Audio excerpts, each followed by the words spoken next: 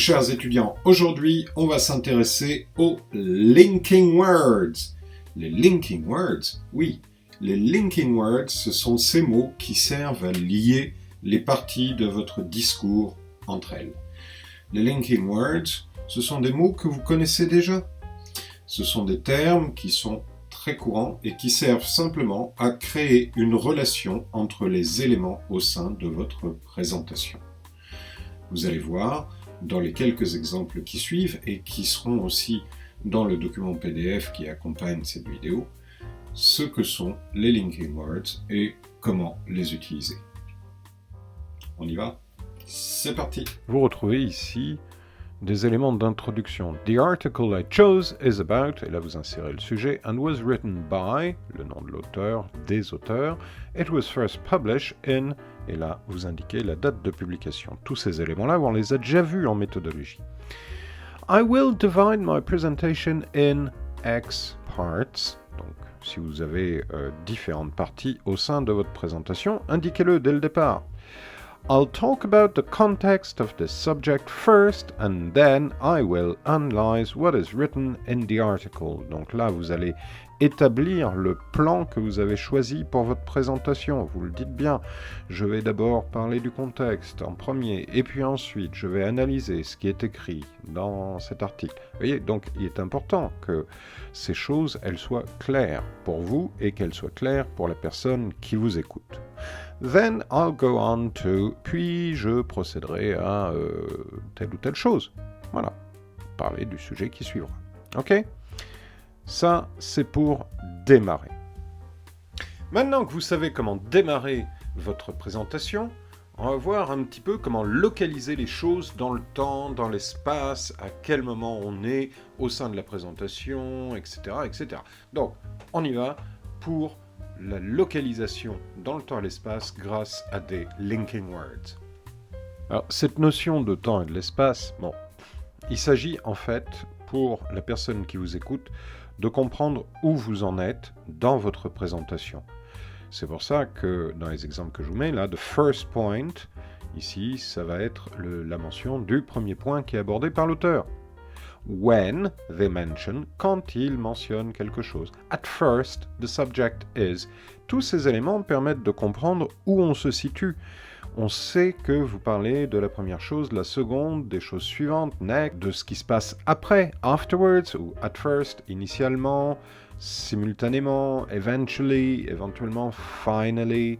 Donc toutes ces choses-là, elles sont là, basées sur des éléments, que ce soit des subordinateurs. Donc ces subordinateurs sont les before, the first, the second, the next, the last time et le when. Vous en avez plein d'autres aussi, as long as, at the same time, every time, so long as, etc., etc., whenever, while, bon. Ou alors, vous avez aussi la possibilité d'utiliser les éléments de transition.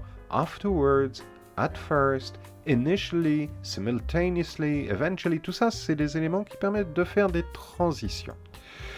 Et puis, il est important de bien comprendre aussi où vous en êtes dans la description en montrant des séquences. C'est-à-dire que vous liez la partie précédente avec la partie suivante. And after talking about the context, I will then present the main question. Initially, the study was about blah blah blah. Following their discoveries, they later found that. Donc ici, on a initialement, on a le fait qu'ils ont découvert des choses, et donc ils ont eu des conclusions qui ont suivi cette découverte, puis, plus tard, ils ont trouvé que. Ça, c'est essentiel, ça permet à la personne qui vous écoute de localiser des choses dans le temps. On a vu qu'il y a deux formes, soit celle-ci, pour montrer les séquences, soit la précédente, pour montrer comment les choses commencent, durent et se terminent.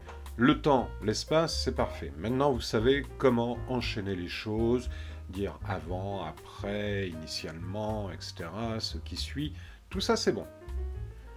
Alors, qu'est-ce qu'il en est aussi de la différenciation entre les éléments? C'est ce qu'on appelle le contraste. On va utiliser des éléments qui vont permettre de contraster les choses entre elles.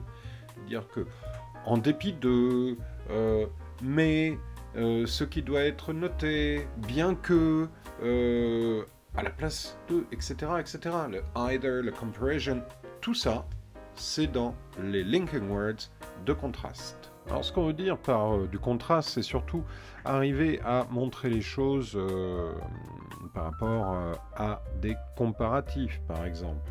Le fait de poser deux choses qui ne sont pas forcément les mêmes, ou alors d'avoir une phrase qui contient deux éléments, et c'est le either, the author means this, or they mean something else.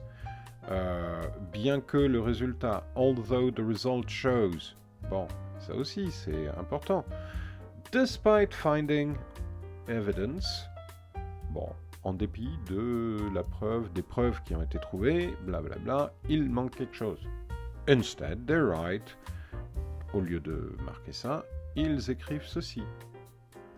Even though, whereas, while, le however aussi, que vous pouvez utiliser pas mal. However, bien que, etc., etc. Utilisez ces termes, ils sont importants aussi. Pour aller plus loin, pour pouvoir en dire plus, pour apporter des infos supplémentaires, littéralement tout ce que je viens de dire à l'instant, ce sont des linking words qui permettent d'ajouter à l'information.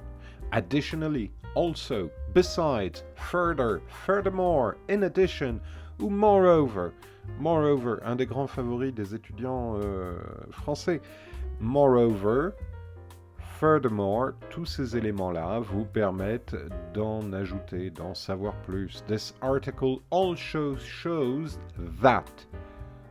Ou alors, besides, but besides the main point, it is also said that. Ou furthermore, this information is concluding, bla bla bla. So, in addition, we understand. Tous ces éléments permettent d'enrichir aussi ce que vous êtes en train de dire. Vous apportez une info et puis vous avez en plus une info complémentaire. Utilisez ce type de linking words. Et une fois que vous arrivez au bout, alors, comment vous faites pour conclure ? Vous utilisez des linking words qui vont faire comprendre que vous arrivez au bout de votre présentation. C'est pas compliqué. C'est vrai, ces linking words-là sont ceux que vous préférez puisque c'est ceux qui se ramènent à la conclusion. So we can understand that. In conclusion, I found that this article, etc. To conclude with this presentation, là c'est le moment où vous allez pouvoir enfin respirer, in all, etc. Tous ces éléments vous permettent d'arriver au bout et de faire comprendre à votre examinateur, à votre auditeur, que vous êtes en train d'arrêter. So, in conclusion, this is nearly the end.